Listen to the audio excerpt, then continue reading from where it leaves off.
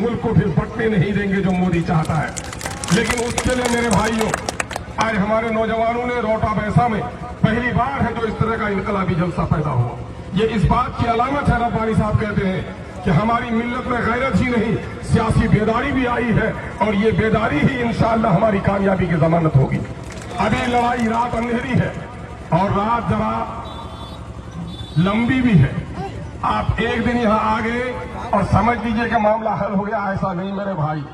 90 साल तक आपके खिलाफ साजिश की गई है और उसका एक एक कांटादार फल आ रहा है। आपको अभी जैसा कि कहा मौलाना ने, मुमकिन है आपको चक्का जाम करना पड़े, मुमकिन है आप पर लाठियां चले, गोलियां चले। हमने गांधी के रास्ते को अपनाया है, हम लाठियां सह लेंगे, लेकिन इस मुल्क में हमारी हड्डी टूट जाएगी, लेकिन इस मुल्क के हम ऐवाने बातिल में बनाए गए गलत कानून जो हमारे संविधान के खिलाफ है, उसके लड़ने से हम कभी बाज नहीं आएंगे। मुमकिन है जेल भरो आंदोलन चले, लेकिन हमें एक खदशा है। आज अल्लाह का शुक्र है, हम मुख्तलिफ उलमा, मुख्तलिफ मसलक के उलमा कौमी सतह पर एक हो गए हैं, लेकिन मुसलमानों, ये कहीं न कहीं हमारी बदआमालियों का भी शायद नतीजा है।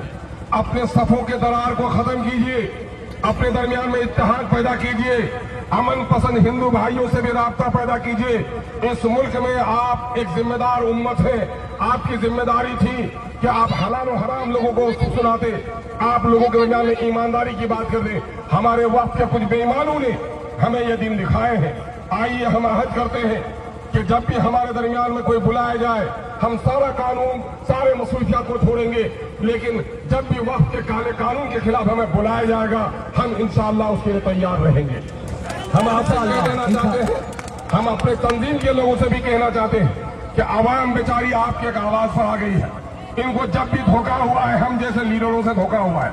खुदा के वास्ते हमारे दरमियान में जो इत्तेहाद है, इस इत्तेहाद को बाकी रखने की कोशिश कीजिए। अगर आपने अखलास की इस कोशिश में किसी ने अपनी जाती मुनफा तलाश की, तो अवाम का एतमाद फिर पारा पारा हो जाएगा। हम अवाम के एतमाद को पारा पारा होने नहीं देंगे। हम एक बार फिर अपने उलमा का, अपने सियासी कारकुनों का, एक बड़े आलिम दीन हमारे दरमियान है मौलाना मदनी साहब, तनवीर ज़की मदनी साहब, इन लोगों ने कोशिश की है, और सबसे ज्यादा हमारे नौजवानों ने बाइक चलाकर, धूप बर्दाश्त कर इस रैली को कामयाब बनाया है। हम आपको मुबारकबाद देते हैं। आइए एक इनकलाबी नारे के साथ मैं आपसे यहाँ चाहूंगा।